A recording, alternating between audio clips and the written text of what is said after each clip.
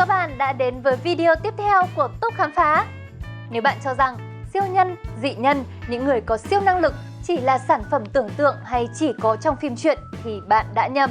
Những siêu anh hùng với khả năng phi thường không chỉ xuất hiện trong phim mà giờ đây còn hiện hữu ngoài đời thực. Những thông tin về họ sẽ được tiết lộ ngay sau đây sẽ khiến bạn phải thay đổi suy nghĩ. Đã bao giờ bạn tưởng tượng những vật to lớn và cứng nhắc xung quanh chúng ta như máy móc, xe cộ lại dễ dàng chui vào bụng một người nào đó chưa? Nghe thật bất khả thi phải không? Để nhai rồi nuốt chúng đã khó, làm sao có thể tiêu hóa được những thứ đồ đó? Hãy cùng xem nhé! Ông Michel Lotito, người Pháp, nổi tiếng vì khả năng ăn những thứ mà người khác không thể tiêu hóa nổi. Thành tích ăn mà Michel đạt được là một máy bay, 18 xe đạp, 15 xe đẩy trong siêu thị, 7 tivi, 2 giường, 1 quan tài, 1 máy tính. Người ta gọi ông là người đàn ông ăn tuốt.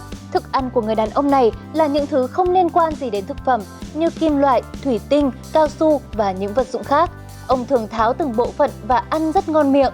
Nhìn bề ngoài, Lotito cũng giống như những người khác, chỉ trừ khả năng ăn uống dị thường. Ông Lotito đập vỡ thủy tinh và ăn ngon lành trong một bữa tối cùng vợ. Ông thường đập vỡ hoặc tháo các món ăn thành các phần nhỏ và ăn. Khi ăn, ông uống thêm một loại dầu và nước để thức ăn dễ trôi vào trong cơ thể. Kể từ khi bắt đầu thói quen vào năm ông lên 9 đến khi từ trần, Lotito đã ăn hết 9 tấn kim loại. Cessna 150, chiếc máy bay mà Lotito từng ăn trong vòng 2 năm. Máy bay đúng là món ăn xa xỉ nhất với dị nhân này. Với những người bình thường, kim loại có thể đâm thủng các cơ quan tiêu hóa, nhưng với Lotito, điều đó không xảy ra, ông vẫn khỏe mạnh bình thường. Ông được trời phú cho thành dạ dày và ruột dày gấp 2 lần người bình thường, giúp hệ tiêu hóa vẫn hoạt động tốt. Axit tiêu hóa của ông có lẽ cũng khác với người thường, nên ông có thể tiêu hóa cả những chất độc hại mà không ảnh hưởng gì đến sức khỏe. Theo lời của dị nhân này, chuối và trứng luộc là món ăn mà ông kỵ nhất.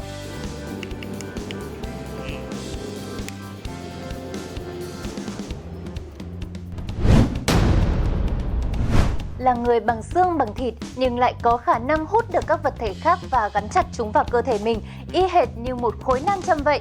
Thật khó tin phải không nào? Tuy nhiên điều đó lại hoàn toàn là sự thật với một người đàn ông tại Malaysia. Liu Tholin, một người đàn ông lớn tuổi ở Malaysia, có khả năng phi thường. Cơ thể ông có thể hút rất nhiều vật kim loại với trọng lượng lớn. Người nam châm có thể hút một tổng trọng lượng khoảng 36 cân và khối lượng tối đa của mỗi vật tới 2 cân. Khả năng đặc biệt của cụ ông hơn 80 tuổi này đã khiến mọi người choáng váng vì ngạc nhiên. Nhờ vào khả năng hút đồ vật, ông Liu từng kéo ô tô bằng một miếng kim loại trên cơ thể. Ngày 1 tháng 11 năm 2008, người nam châm khiến mọi người kinh ngạc khi đặt một miếng thép dưới nách, rồi buộc một đầu dây vào miếng thép và buộc đầu kia vào chiếc xe buýt. Sau đó, ông kéo xe buýt trên đoạn đường 3-4 mét trong khoảng thời gian chưa đầy 1 phút. Liu phát hiện ra khả năng dị thường của bản thân sau khi đọc một bài báo về gia đình ở Đài Loan có khả năng hút kim loại. Ông tò mò và đặt các vật kim loại lên bụng và chúng bám rất chặt vào bụng ông. Khả năng phi thường của ông Liu mang tính di truyền, 3 con trai và 2 người cháu của ông cũng có khả năng tương tự. Các nhà khoa học của Đại học Bách khoa Malaysia không tìm thấy từ trường trong cơ thể ông Liu. Theo họ, da của ông có ma sát rất lớn và tạo ra hiệu ứng hút.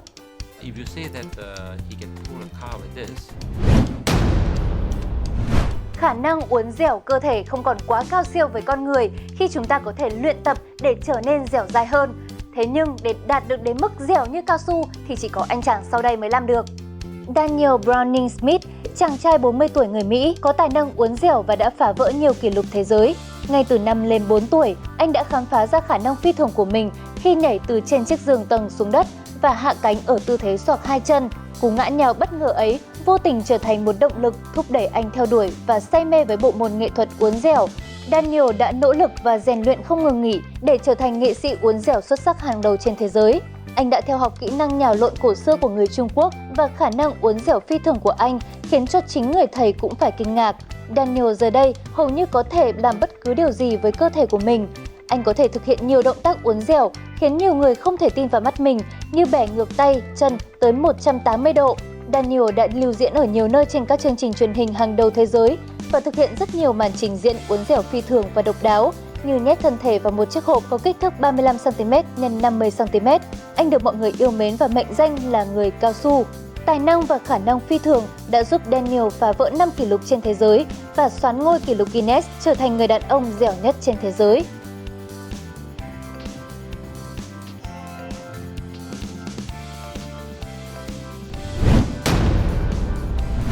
Chúng ta vẫn nghĩ chạy trên mặt nước chỉ có thể là cảnh xuất hiện trong những bộ phim kiếm hiệp, nhưng Shirley Lang, một nhà sư thuộc môn phái Thiếu Lâm, Trung Quốc, đã chứng minh điều này hoàn toàn có thể. Kỷ lục mới được nhà sư có tên Shirley Lang lập nên là chạy 125m trên các ván ép nổi được dàn trên mặt nước. Kỳ tích mới được lập ra đã vượt lên kỷ lục trước đó do chính sư thầy Shi lập ra trước đó với 120m khinh công trên mặt nước. Trước kỷ lục này là 118m đi trên mặt nước được lập ra hồi tháng 10 năm 2014 và tác giả cũng chính là nhà sư Shirley Lang. Bạn cần nhanh nhẹn nhưng cũng phải bước từng bước nhỏ, sư thầy Shi nói với báo giới sau khi lập kỷ lục mới. Để đạt được kỹ thuật khinh công trên mặt nước, đòi hỏi sự cân bằng hoàn hảo, tốc độ nhanh và dứt khoát của từng động tác. Nhà sư Shi đã luyện tập kỹ thuật này từ năm 2005.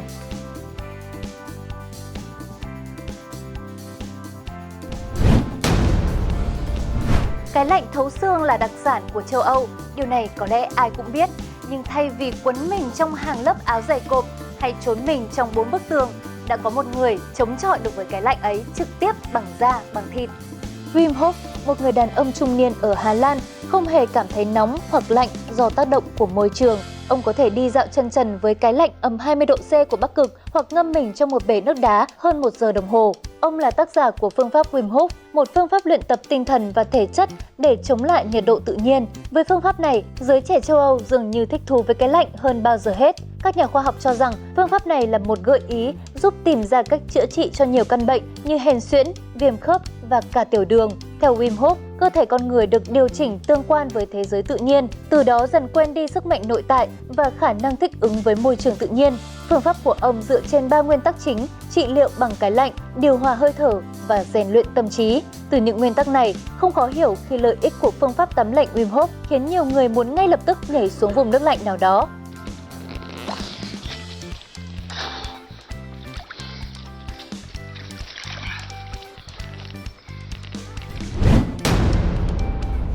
Hàm răng là một phần giúp cho ngoại hình của chúng ta trở nên rạng rỡ hơn và phục vụ cho việc ăn uống dễ dàng hơn.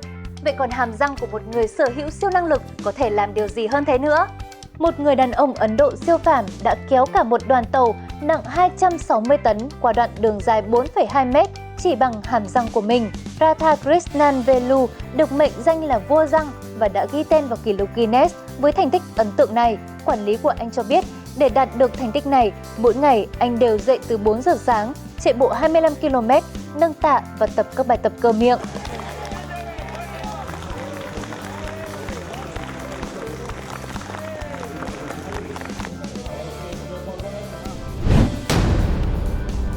Chẳng ai có thể ngờ rằng cậu bé mắc chứng bệnh tự kỷ ở tuổi lên 3, lớn lên lại có thể trở thành một trong những họa sĩ nổi tiếng nhất nước Anh với trí nhớ siêu phàm.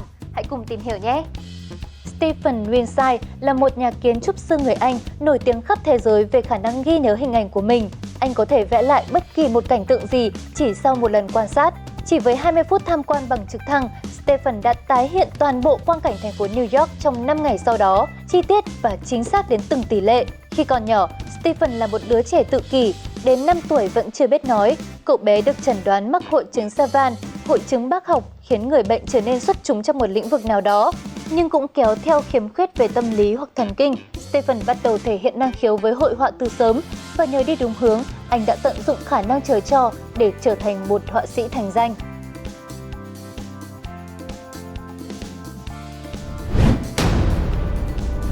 Nói đến samurai là nói đến kiếm thuật, và để chứng minh rằng kỹ thuật sử dụng kiếm của các võ sĩ samurai là đỉnh cao, võ sĩ Isamachi, người Nhật Bản, đã thực hiện một màn trình diễn hết sức kinh ngạc để được mệnh danh là người có phản xạ siêu nhiên. Võ sĩ Isamachi từ Nhật Bản có khả năng xử lý mọi điều diễn ra xung quanh theo một cách hoàn toàn khác biệt với người bình thường. Thay bằng việc nhìn thấy một vật thể di chuyển trong không khí, anh ta có thể phán đoán chính xác vị trí của vật thể đó vào một thời điểm cụ thể với độ chính xác tuyệt đối. Anh chàng này hiện đang nắm giữ 5 kỷ lục Guinness thế giới về khả năng sử dụng kiếm samurai siêu nhanh và chính xác. Anh từng cắt đôi viên đạn súng hơi bằng hạt đậu chỉ 6mm đang bay ở vận tốc 320 km/h, được bắn ra từ khoảng cách hơn 20 m. Một lần khác, anh dùng thanh gươm chém đôi trái bóng tennis được bắn ra với vận tốc 820 km/h. Những màn biểu diễn này từng khiến rất nhiều cao thủ trong làng võ phải thán phục bởi độ nhanh và chính xác tuyệt đối, tưởng chừng chỉ có trong phim ảnh chứ không thể xuất hiện ngoài đời, nhưng Isamachi đã hiện thực hóa tất cả.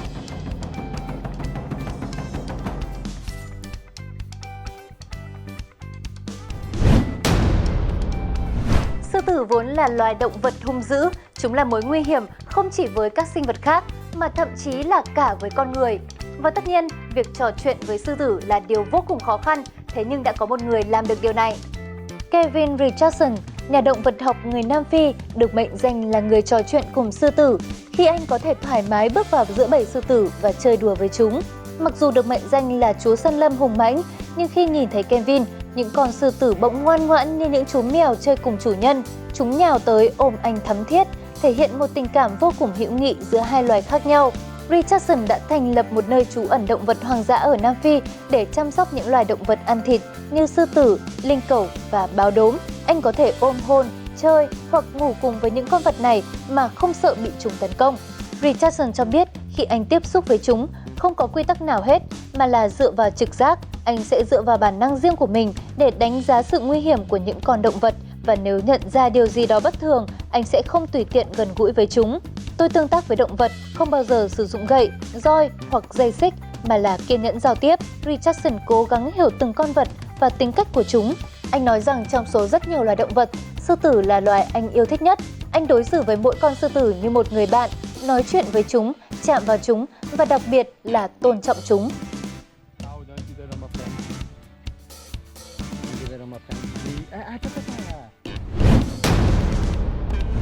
Trên đời này tồn tại một người mà chắc hẳn không bao giờ cần dùng đến cà phê, và bất ngờ hơn nữa, khả năng không ngủ kỳ lạ này lại xuất hiện tại Việt Nam.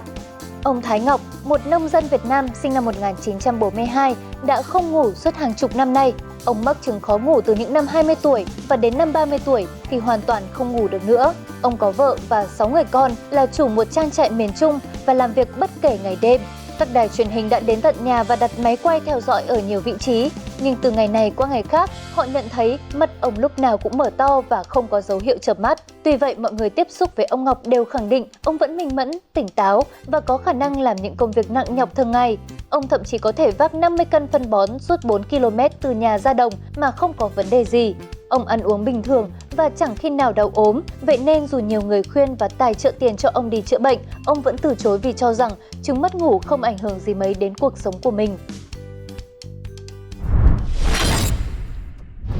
Quả thực trên thế giới này có vô vàn điều bất ngờ, và có những người bằng xương bằng thịt như chúng ta nhưng họ lại sở hữu những khả năng siêu phàm đến không tưởng. Còn rất nhiều điều thú vị đang chờ đón chúng ta khám phá. Hẹn gặp lại các bạn ở những video tiếp theo. Xin chào tạm biệt!